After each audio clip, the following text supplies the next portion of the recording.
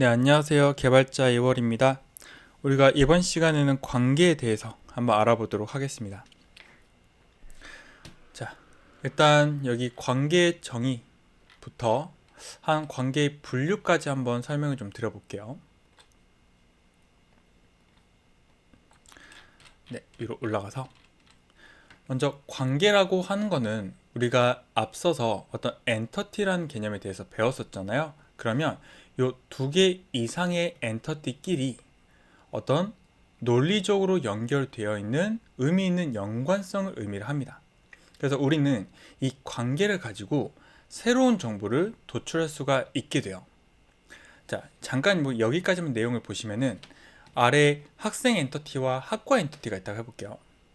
그러면 우리가 이걸 봤을 때 뭔가 둘이 좀 의미가 있는 것 같다. 학생이 어떤 학과에 어떤 소속이 된다 라는 어떤 관계가 있다면 여기에 선을 그어줄 수가 있어요. 그러면 이걸 통해서 자, 이 어떤 A라는 학생이 자, 소속 학과 아이디가 있어요. 그리고 그 학과는 뭐 소프트웨어 공학과다. 그러면 이 학생의 학과가 어디인지 의미 있는 정보를 더 도출할 수가 있는 거죠. 그래서 우리가 지금 실무에서 사용되고 있는 대부분의 이 정형 데이터베이스가 관계형 DB다. 자, 이것도 제가 그 키워드 한번 좀 영어 설명 좀 해드릴게요. 자, 잠깐 지운 다음에 먼저 어, 여기서 볼까요?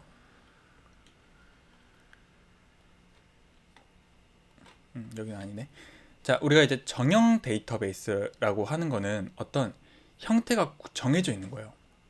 그래서 이 정형 데이터베이스에도 좀 여러 가지 종류가 있어요. 네트워크형이 있고, 계층형이 있고, 그리고 이제 관계형이 있는데, 이제 현재 대부분의 실무에서 사용되는 정형 DB는 이제 관계형 DB고요.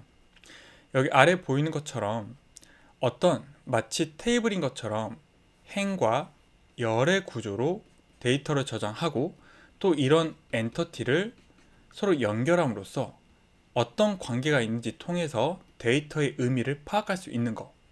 자, 이게 관계형 데이터베이스입니다.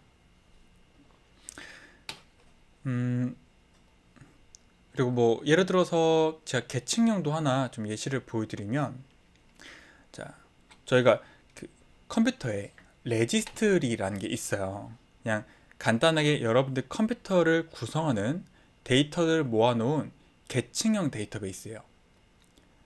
자, 그래서 여기 보시면은 어떤 계층이 막 이렇게 들어가 있고 그 안에 요 데이터가 있는 그러니까 계층 구조를 이용해서 데이터의 의미를 표현하는 게 이제 계층형 DB고요. 이제 저희가 실무에서 주로 쓰는 건 이런 식으로 관계형 DB라고 해서 엔터티끼리의 관계를 이용해서 의미를 표현한다 라고 하는 겁니다. 네, 그 내용이었고요. 자, 그래서 그럼 이 관계는 어떤 분류가 있느냐 이것도 잠깐 좀 설명을 드려볼게요. 뭐 그렇게 크리티컬한 건 아닌데 이제 가끔 보기에 나올 수 있기 때문에 조금 설명을 드리면 일단 관계라는 거는 존재적 관계와 행위적 관계가 있어요. 근데 말 그대로 존재는 내가 어딘가에 소속돼 있는가를 물어보는 거고요. 행위는 내가 어떤 행위를 통해서 연결되는 관계인지 물어보는 거예요. 그래서 여기 보시면 학생과 학과 소속이 되어 있다. 직원과 부서는 뭐 똑같죠. 어디에 소속이 되어 있다라는 이 존재 기반의 관계라면 회원이 어떤 상품을 구매한다거나 사용자가 어떤 게시글을 작성한다거나 이거는 행위에 의한 행위적인 관계라고 보시면 됩니다. 그래서 그냥 이런 분류가 있다 정도만 봐주시면 돼요. 자, 그리고 이것도 얘도 약간 시험 문제에 가끔 나오는 거라서 좀 제가 가져왔어요. 자, 일단은 우리가 ERD라고 하는 거 제가 개념적 모델링의 이제 결과물이라고 했었죠. 자, 그리고 이 말고도 UML이라는 게 있어요. 근데 가끔씩 이제 SQLD에서 이 두 개를 이제 차이점을 물어보는 문제가 간혹 나오는데 거의 다 비슷비슷하게 나옵니다. 그래서 그 부분만 제가 좀 말씀을 드려볼게요. 자, 먼저 ERD에서 존재적 관계, 아까 우리 이야기했죠? 뭐 소속되다 이런 것들. 자, 이거를 UML에서는 연관 관계라고 불러요. 그러니까 똑같은 말이에요. 그리고 ERD에서 행위적 관계, 뭐 작성하다 이런 것들을 UML에서는 이제 의존 관계라고 합니다. 그래서 여기 잘 보시면은 ERD는 내가 존재적 관계든 행위적 관계든 그냥 선을 똑같이 실선을 그어주는 거예요. 그러니까 이런 느낌이죠. 어떤 엔터티가 두 개가 이렇게 있는데 이게 존재적인 관계이든 행위적 관계이든 그냥 선을 긋는 거예요. 근데 이제 UML 같은 경우는 조금 달라요. 존재적 관계일 때는 이렇게 실선으로 긋고요. 의존 관계일 때는 점선으로 긋는다는 거예요.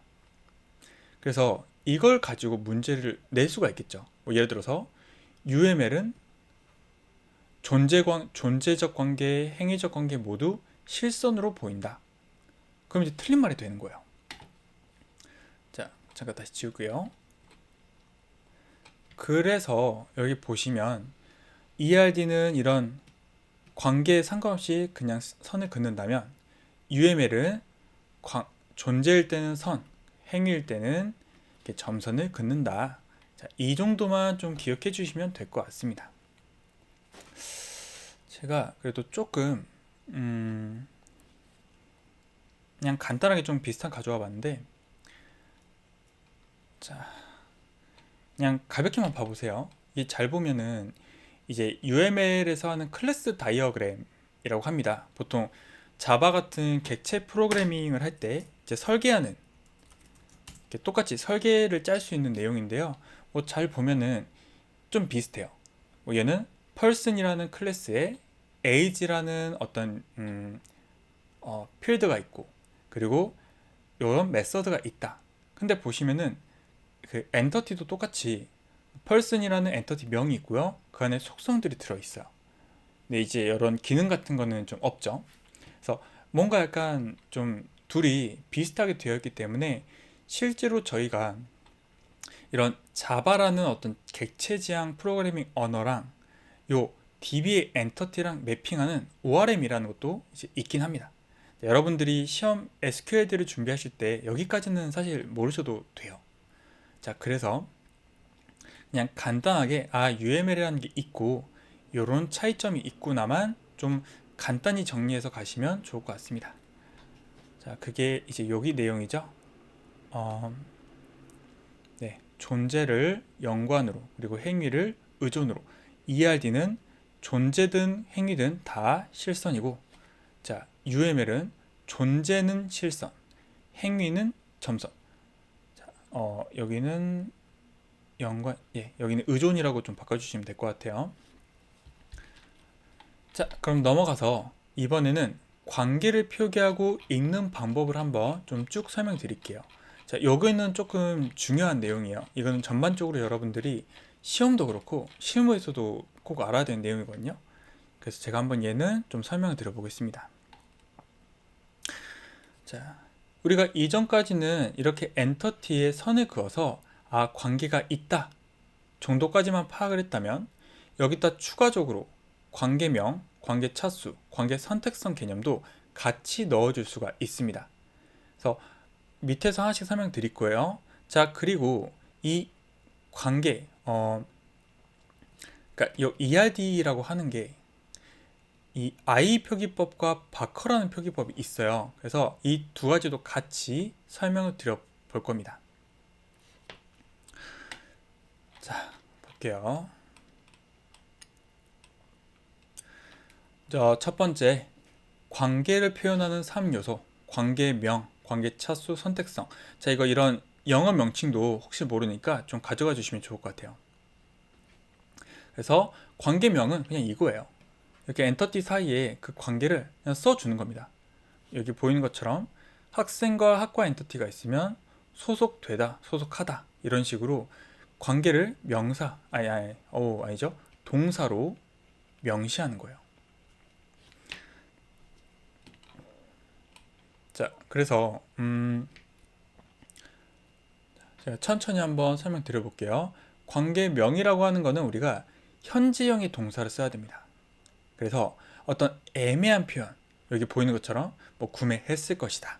자, 이런 건 안 되고요. 또 과거나 미래 시점으로도 안 씁니다. 뭐 소속했다, 뭐 관계가 있다, 이런 게 아니라 그냥 현재형 동사로 쓰시면 돼요.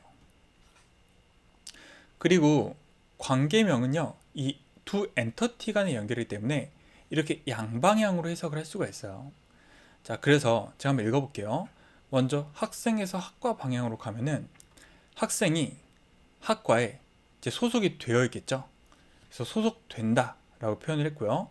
반대로 학과 입장에서 봤을 때는 학과가 학생을 이제 보유하고 있는 거죠. 그래서 뭐 소속하다, 보유하다. 밑에도 똑같습니다. 자, 양방을 읽어볼 때 자, 교수에서 강의를 읽으면 교수가 강의를 진행을 하겠죠. 그리고 반대로 그 강의는 교수에 의해서 진행이 되는 거예요. 그래서 이렇게 양방향으로 해석을 할 수 있다라는 내용을 말씀드립니다. 자, 그리고 이제 참고로 제가 지금 I 표기 방식과 바커 표기 방식을 같이 지금 설명을 드리고 있거든요. 근데 이제 관계명 같은 경우는 I든 바커든 그냥 똑같이 그냥 쓰시면 돼요. 그러니까 구분이 없습니다. 자, 그럼 넘어가서 이제 관계 표기법에 대해서 한번 설명드릴게요.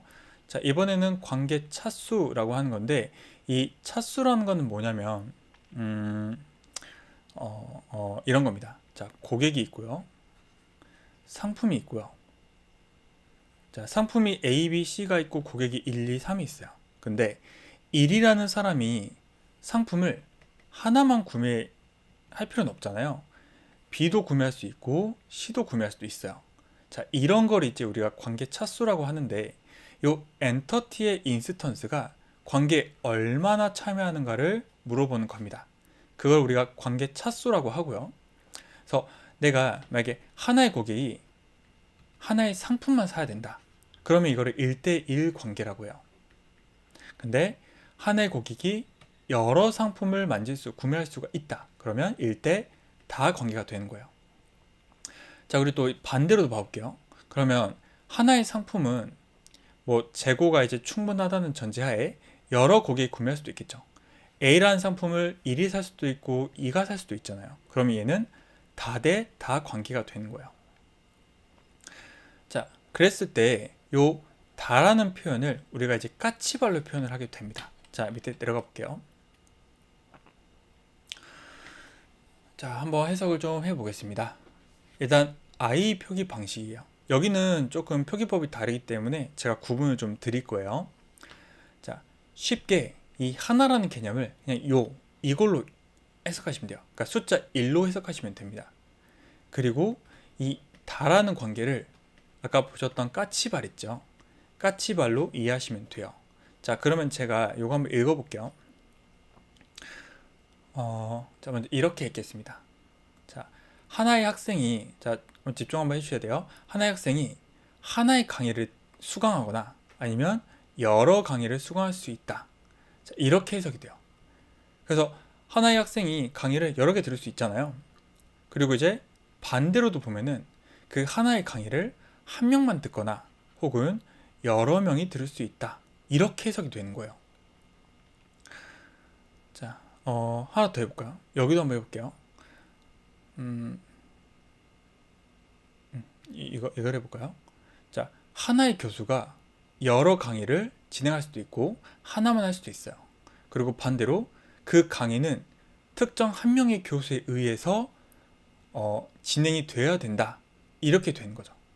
뭐 만약 여기가 이렇게 표시가 되어 있었다면 그럼 얘는 하나의 강의를 여러 교수가 진행을 하는 거예요.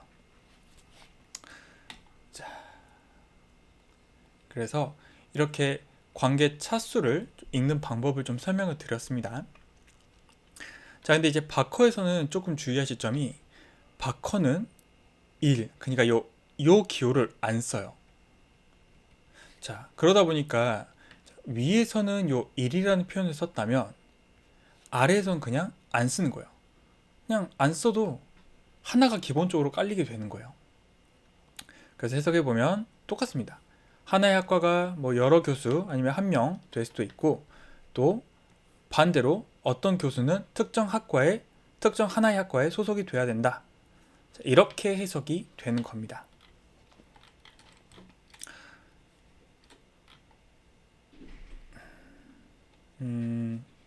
자, 이거를 여러분들이 또 그림만 보면 좀 헷갈릴 수 있으니까 제가 데이터를 기반으로 한 번 더 설명드려 볼게요. 자,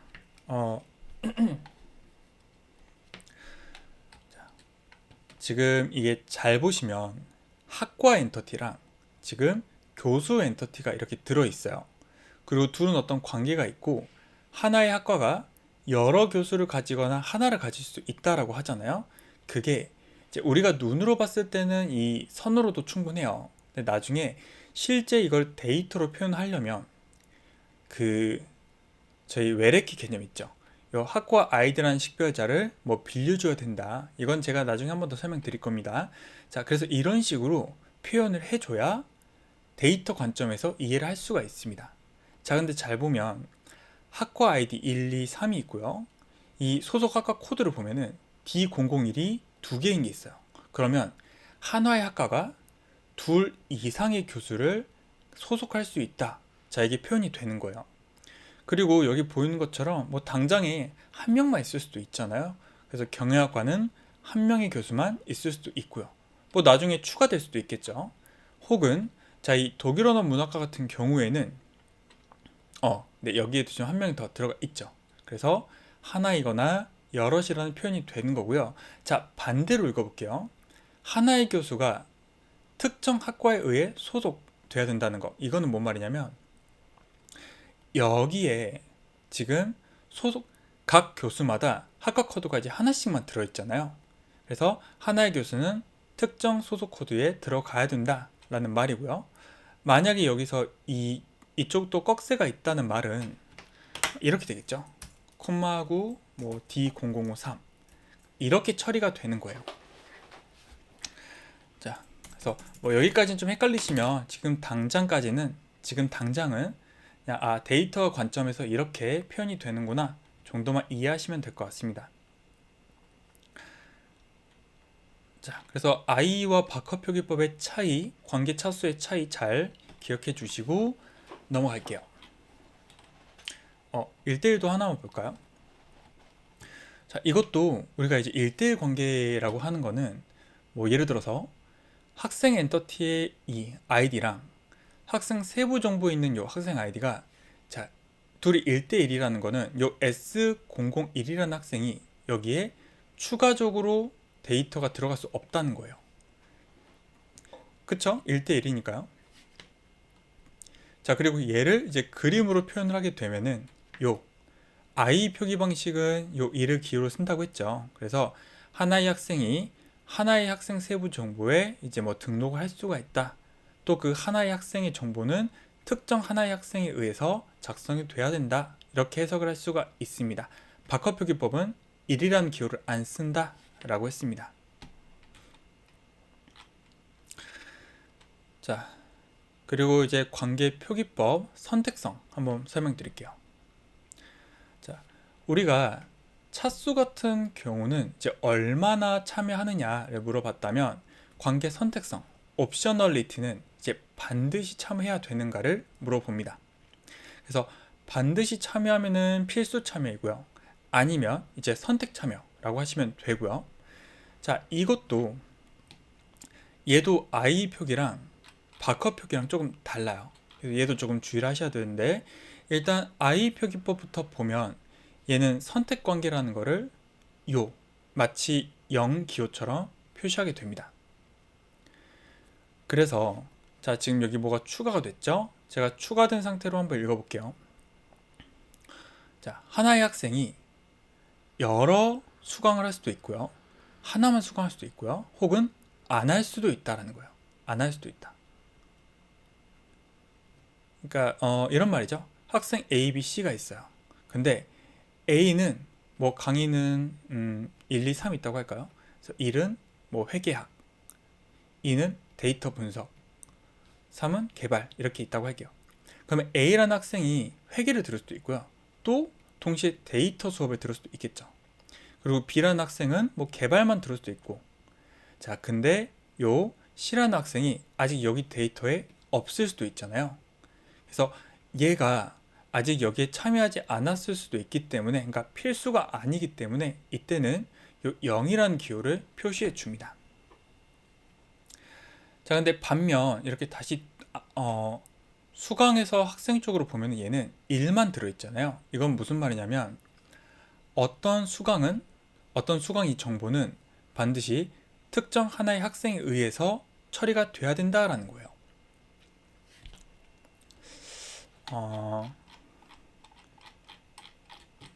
이거를 제가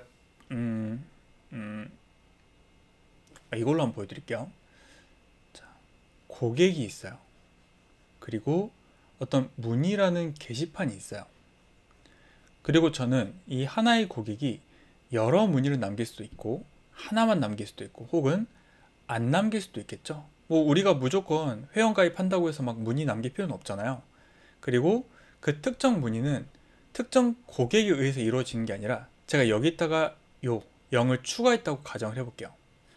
그러면 이제 요 해석이 어떻게 되냐면 일단 여기다 좀 데이터를 넣어볼까요? 1, 2, 3, 4, 5 그래서 문의한 사람 A가 3번, 그 다음에 B가 1번. 자, 이렇게만 써보겠습니다. 자, 그러면 이 C라는 대상은 문의를 안 했어요. 그래서 여기 0이 붙어 있는데 만약 이 0이 없다면 그러면 여기에는 무조건 C가 있어야 되는 거예요. 자, 다시 여기가 0이 아니라 그냥 이렇게 돼 있잖아요. 그러면 하나의 고객은 반드시 하나 이상의 문의를 해야 된다라고 해석이 되는 거예요. 그럼 이 C라는 데이터가 입력되자마자 바로 뭔가 문의를 해야 되는 거죠. 그러니까 뭔가 좀 이상하죠, 흐름이. 자, 그리고 반대로 하나의 문의에 대해서는 자, 하나의 고객이 입력하는 걸 수도 있고 아니면 아닐 수도 있다. 자, 얘는 어떻게 해석이 되냐면 지금 여기에 특정 문의에 대한 하나의 고객이 입력이 돼 있어요. 근데 여기 O는 지금 비어 있거든요. 그러니까 이거는 어떤 케이스냐면 비회원이 문의를 남길 수 있는 케이스인 거예요. 자, 그래서 일단 해석을 잠깐 해보면 어떤 문의가 하나의 고객에 의해 남겨질 수도 있고 아니면 그냥 그게 고객이 아닐 수도 있다 라고 일단 해석을 해주시면 된다는 겁니다. 그래서 이게 관계에 읽는 게 정말 중요하면서도 약간 좀 처음에 헷갈리기 때문에 여러분들이 좀 꾸준히 그 연습을 좀 하시는 거를 좀 추천을 드려요. 자, 그래서 네, 얘는 좀 중요한 내용이니까 한 번만 더 제가 정리해 드릴게요. 오늘 이번 강의는 딱 여기까지만 일단 하겠습니다. 자, 해석 한번 해볼게요. 여기 하나의 학과가 여러 교수를 가지고 있거나 한 명만 있거나 혹은 없을 수도 있다. 뭐 예를 들어서 학과가 신생학과라면 뭐 A, B, C가 있고 교수가 1, 2, 3, 4가 있는데 각각 A, A, B, A 이렇게 있으면 이 C라는 학과는 아직 참여를 안 했을 수도 있다. 이렇게 표현이 된다는 겁니다. 자, 하나의 교수가 뭐 여러 강의 할 수도 있고 하나 할 수도 있고 안 할 수도 있다. 자, 이것도 그래서 여러분들 요게 이제 현업에서 가장 많이 나오는 케이스가 이 케이스예요.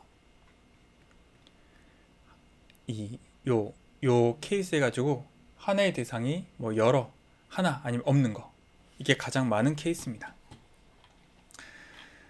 자, 계속해서 바커 표기법으로도 한번 보여드리도록 할게요. 자, 얘는 조금 주의하실 점이 0이라는 표현을 안 써요. 그리고 대신에 반대쪽 선을 점선으로 표현을 해요. 약간 좀 헷갈리거든요.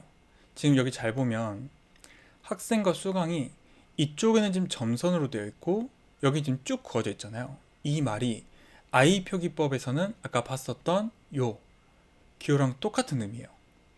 그러니까 요 0을 대신에 반대쪽을 점선으로 표현하는 거죠. 그리고 당연히 1이라는 기호는 안 쓰고 있습니다. 자, 그러면 얘를 이제 해석하면 어떻게 되냐? 자, 이렇게 한번 해볼까요? 자, 어떤 하나의 학과는 여러 교수를 가질 수도 있고요. 1이 생략도 있죠. 하나의 교수를 가질 수도 있고, 혹은 자, 얘를 보고 교수가 아닐 수도 있다. 그러니까 학과가 교수를 보유하고 있지 않을 수 있다까지 해석이 되는 거예요. 그래서 저는 개인적으로 여러분들이 좀 헷갈리시면은 일단 I 표기법을 기준으로 먼저 공부를 하시고 그 다음에 여기에 맞춰서 적절하게 바커로 치환하시는 거를 저는 좀 추천을 드립니다. 저도 초반에 헷갈렸을 때 그냥 이렇게 했거든요. 그냥 이것만 보니까 뭔 말인지 몰라가지고 그냥 이거 있으면 이쪽이 이응이랬지? 이렇게 좀 쓰긴 했었어요. 네. 그래서 네.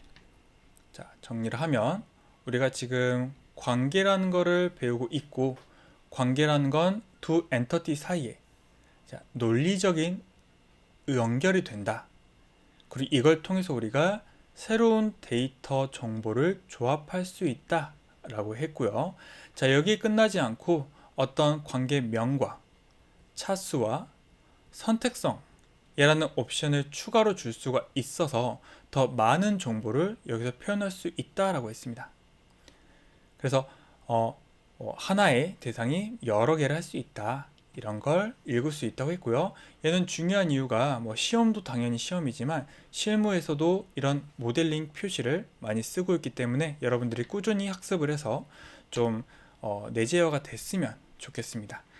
자, 그래서 이번 관계 수업은 1부는 여기서 마치도록 하겠습니다. 수고하셨습니다.